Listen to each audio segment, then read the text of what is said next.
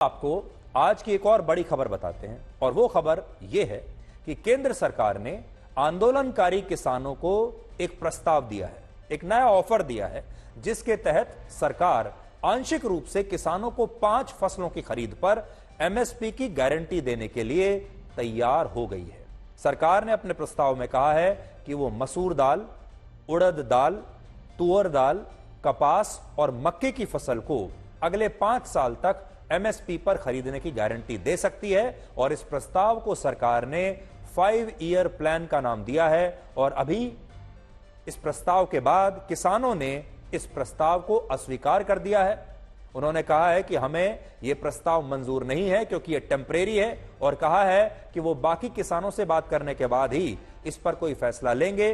लेकिन फिलहाल के लिए किसानों ने इस ऑफर को रिजेक्ट कर दिया है क्योंकि वो ये मानते हैं कि 5 साल नहीं, उन्हें तो हमेशा के लिए एमएसपी की गारंटी चाहिए और वो भी कानून के जरिए चाहिए, किसी बैकडोर से कोई जुगाड़ वाला काम उन्हें नहीं चाहिए। इसलिए उन्होंने सरकार के इस ऑफर को अस्वीकार कर दिया है।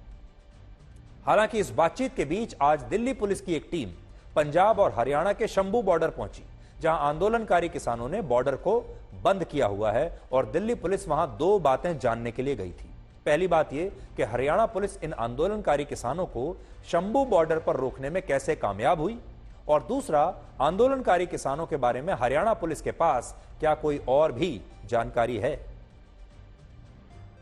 हमारी मांग है कि पूरे देश के किसानों की 23 फसलों के ऊपर हमारी सरकार एमएसपी अनाउंस करती है। जो 23 फसलों के ऊपर एमएसपी की अनाउंसमेंट होती है वो इन्हीं के ही सीएसीपी की सिफारिशों के ऊपर होती है, और जब वो देती है सरकार हमें सीएसीपी के अनुसार एमएसपी का मतलब होता है minimum support price. Minimum support price को और गहनता से उसकी पड़चोल करोगे तो उसका मतलब ये होता है कि कम से कम आपको जिंदा रखने के लिए, आपको स्टैंड रखने के लिए एक सपोर्ट दी जा रही है। आपके लिए कोई भी उसमें इनकम देने वाली चीज कोई नहीं है उसमें, और वो भी देते हैं जब, और उसके ऊपर भी सारी फसलों की अगर हम ये मांगते हैं कि जितनी आप कम से कम भी दे रहे हो भाई, उतनी तो बिक जाए, हमारी उस रेट पे तो बिक जाए, और उसके लिए भी वो गारंटी का कानून ना दें, तो इसका मतलब देश का किसान इसी तरह लूटता जा रहे, तो वो हमें स्वीकार नहीं है।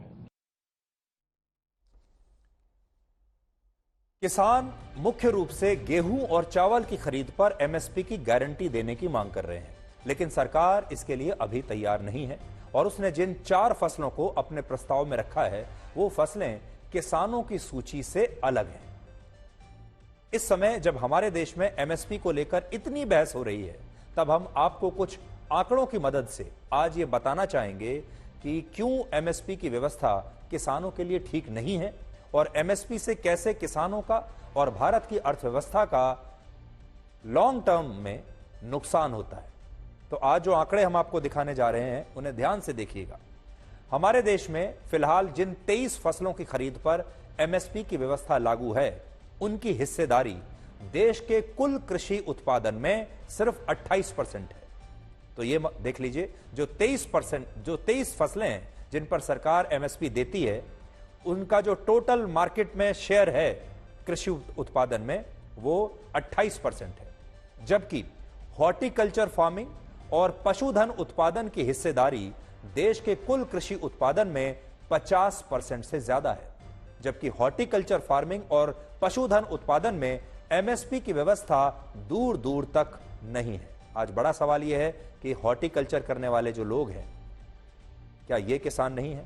हमारे देश में जो किसान हॉर्टिकल्चर फार्मिंग कर रहे हैं, यानी वो लोग कौन होते हैं? ये लोग हैं जो हरी सब्जियां उगा रहे हैं, आपके लिए फल उगा रहे हैं, या फूलों की खेती कर रहे हैं, या जो किसान डेयरी उद्योग, पशुपालन, मछली पालन कर रहे हैं, उन किसानों को उनकी फसल और उनके उत्पादों पर किसी भी तरह का कोई एमएसपी नहीं मिलता।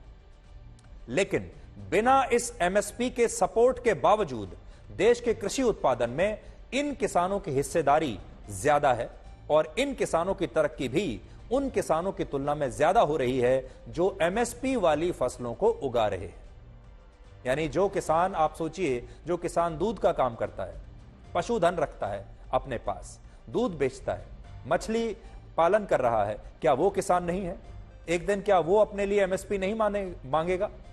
जिन 23 फसलों पर किसानों को एमएसपी मिलता है, उन फसलों का ग्रोथ रेट पिछले 2 दशकों में औसतन 1.8% है। यहां हम आपको यह बताना चाहेंगे कि एमएसपी की जो व्यवस्था की गई थी वो किसानों को एनकरेज करने के लिए की गई थी, ताकि किसानों को प्रोत्साहित किया जा सके कि वो और ज्यादा से ज्यादा पैदावार करें।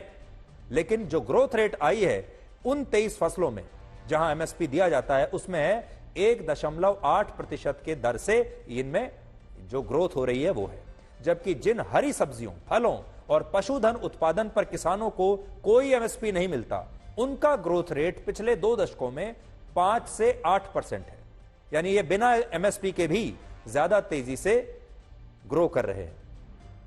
इससे आप ये समझ सकते हैं कि किसानों की तरक्की के लिए एमएसपी जरूरी नहीं है, क्योंकि अगर एमएसपी की व्यवस्था इतनी ही अच्छी होती, मददगार होती, तो फिर इन फसलों का ग्रोथ रेट इतना कम ना होता। आपको जानकर हैरानी होगी कि भारत सरकार लगभग 47 लाख करोड़ रुपए के वार्षिक बजट में से 5 लाख करोड़ रुपए कृषि क्षेत्र में सिर्फ सब्सिडी पर खर्च करती है, और इनमें से भी 1,88,000 करोड़ रुपए खाद और बीज की सब्सिडी पर खर्च होते हैं। यानी किसानों को खाद और बीज जो मिलता है वो डिस्काउंटेड रेट पर मिलता है। सरल भाषा में आप इसे ऐसे समझिए कि फिलहाल सरकार फसलों की लागत को कम से कम करने के लिए भी किसानों को बीज, खाद और दूसरी चीजों पर सब्सिडी देती है, और फिर जब वही फसल बाजार में आती है जिसमें पहले से ही सब्सिडाइज्ड खाद है, सब्सिडाइज्ड चीजें लगी हुई हैं, जब वही फसल बाजार में आती है तो किसान उस फसल का सरकार से ज्यादा एमएसपी भी देने की मांग कर रहा है। यानी जो प्रोडक्शन कॉस्ट है वो तो नीचे आएगी ही, क्योंकि सरकार उसमें पहले ही सब्सिडी दे रही है। फिर उस सब्सिडी के जरिए जब आप अपनी फसल उगाते हैं तो उसमें भी आपको ऊंचा दर चाहिए, ऊंची प्राइस चाहिए, और आपको ज्यादा एमएसपी चाहिए।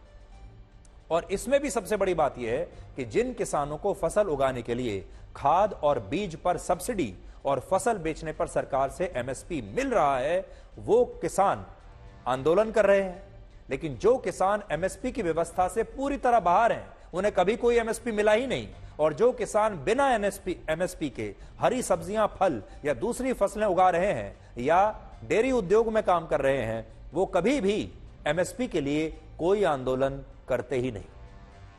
आज अगर भारत सरकार ने आंदोलनकारी किसानों की मांगे मान ली तो 1 किलोग्राम धान का एमएसपी 31% बढ़ेगा, मक्के का 29%, बाजरे का 9%, अरहर दाल का 28%, मूंग दाल का 27%, मूंगफली का 26%, सोयाबीन का 31%, सूरजमुखी का 32% और कपास का एमएसपी 31% बढ़ जाएगा। और इन फसलों का एमएसपी बढ़ने से बाजार में इनकी खाद्य महंगाई दर भी 25 से 30% तक बढ़ जाएगी। यानी आपको भी ये बढ़े हुए दामों में ही ये सारा सामान और खाने पीने की चीजें महंगी मिलेंगी।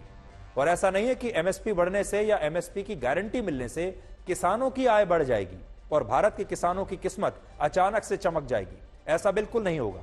उल्टा इससे कुछ चुनिंदा फसलों पर किसानों की निर्भरता और ज्यादा बढ़ जाएगी और किसान एमएसपी के इस जाल में और बुरी तरह से फंस जाएंगे, क्योंकि किसान बार बार सिर्फ उन्हीं फसलों को उगाएंगे जिन पर उन्हें एमएसपी मिलती है, और जो फसलें एमएसपी के दायरे से बाहर हैं उन फसलों की जो खेती है वो कम होने लगेगी। अगर किसानों को सही मायनों में अपनी आय बढ़ानी, हम मानते हैं, एक बात आगे बढ़ने से पहले स्पष्ट करते हैं, हम ये मानते हैं कि हमारे देश में किसान जो पैसा कमाते हैं वो पैसा कम है, वो पैसा थोड़ा है, ये हम मानते हैं। ये बात भी मानते हैं कि किसानों की आय बढ़नी चाहिए, आज जितनी है उससे कई गुना ज्यादा किसानों की आय बढ़नी चाहिए, बढ़ जानी चाहिए थी, इसमें भी कोई शक नहीं है। लेकिन क्या ये आय एमएसपी से बढ़ेगी? इसका जवाब है नहीं, ये आय एमएसपी से नहीं बढ़ेगी। एमएसपी या जो सब्सिडी होती है वो तो एक ड्रग की तरह है। जब आप एक ड्रग लेते हैं, ड्रग्स जो है वो शरीर को थोड़ी देर के लिए तो बहुत आपको शक्ति मिलती है, लेकिन लॉन्ग टर्म में, लॉन्ग रन में इसका नुकसान ही होता है। और ये एमएसपी और जो सब्सिडी की जो राह है ये भी बिल्कुल वैसी ही है। तो किसानों की जो आमदनी है वो बढ़ कैसे सकती है? अगर किसानों को सही मायने में अपनी आमदनी बढ़ानी है तो इसके लिए उन्हें अपनी फसलों की उत्पादकता को बढ़ाना होगा। अगर उन्होंने ऐसा कर लिया तो फिर उन्हें एमएसपी की कभी कोई आवश्यकता पड़ेगी ही नहीं। उदाहरण से समझिए, अमेरिका के किसान पूरी दुनिया में सबसे ज्यादा प्रति हेक्टेयर जमीन पर 11.1 टन मक्का उगाते हैं, जबकि भारत के किसान प्रति हेक्टेयर जमीन पर सिर्फ 3.3 टन मक्का उगाते हैं। चीन के किसान सबसे ज्यादा प्रति हेक्टेयर जमीन पर 4.9 टन ज्वार उगाते हैं, जबकि भारत के किसान सिर्फ प्रति हेक्टेयर जमीन पर 1 हेक्टेयर जमीन पर 1 टन ज्वार उगा रहे हैं। इसी तरह चीन के किसान प्रति हेक्टेयर जमीन पर 3 टन से ज्यादा सूरजमुखी की फसल उगाते हैं, जबकि भारत के किसान प्रति हेक्टेयर जमीन पर 1 टन फसल भी नहीं उगा पा रहे हैं। और इससे आप ये समझ सकते हैं कि भारत के किसान फसलों की उत्पादकता के मामले में पूरी दुनिया से कितने पीछे हैं। मैं आपको बड़ी स्क्रीन पर दिखाता हूं ताकि आप देखेंगे कि प्रति 1 हेक्टेयर में दुनिया भर के जो किसान हैं वो कितनी फसल उगा रहे हैं और हम कितनी फसल उगा रहे हैं। अब आप देख लीजिए, अगर मक्का का उत्पादन ही आप देखेंगे, अमेरिका के किसान 11 टन 1 हेक्टेयर में उगाते हैं और हमारे किसान लगभग 3.25 टन मक्का 1 हेक्टेयर में उगा रहे हैं। ज्वार में अगर आप देखेंगे, चीन के किसान 4.9 टन उगाते हैं 1 हेक्टेयर में, हमारे देश के किसान सिर्फ 1 टन उगा रहे हैं। अब आप सोचिए, अगर हमारे देश का किसान भी चीन के किसानों की तरह और अमेरिका के किसानों की तरह अपना उत्पादन प्रति हेक्टेयर बढ़ा ले तो उसकी आमदनी अपने आप ही कई गुना बढ़ जाएगी। आज अगर चीन में प्रत्येक किसान की वार्षिक आय 2,30,000 रुपए है और भारत में एक किसान परिवार की वार्षिक आय लगभग 1.25 लाख रुपए है, तो इसका कारण सिर्फ यह है कि हमारे देश के किसान पूरी दुनिया में फसलों की उत्पादकता के मामले में सबसे पीछे है। इससे भी बड़ी बात यह है कि हमारे देश के 45.5% कामगार कृषि क्षेत्र से जुड़े हुए हैं। तो सोचिए, हमारी जो आधी कामकाज करने वाली आबादी है, आधी वो खेती से जुड़ी हुई है। लेकिन इसके बावजूद भारत की जीडीपी में कृषि क्षेत्र का जो योगदान है सिर्फ 17.4% है। तो आप देखिए, जिस काम में हमारे देश की आधी आबादी लगी हुई है, उस आधी आबादी का जो कंट्रीब्यूशन है वो सिर्फ 17% है, जबकि चीन के 24.4% कामगार कृषि क्षेत्र से जुड़े हैं। लेकिन फिर भी चीन की जीडीपी में वहां के कृषि क्षेत्र का योगदान 7.3% है। और इसी तरह अमेरिका और यहां तक कि ब्राजील के किसान भी हमसे कहीं आगे हैं। देखिए, ब्राजील के सिर्फ 9.7% कामगार ही कृषि से जुड़े हुए हैं, लेकिन ब्राजील की जीडीपी में वहां के कृषि क्षेत्र का योगदान 6.8% है।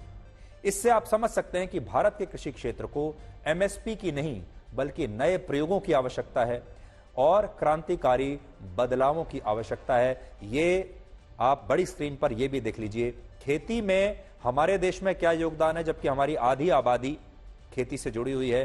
भारत में 44% कामगार आबादी खेती करती है, लेकिन उनका योगदान है 16.7%। चीन में सिर्फ 24.4% कामगार आबादी खेती करती है, उसका योगदान है 7.3%। इसी तरह ब्राजील में 9.7% आबादी कृषि में है और उसका योगदान 6.8% है।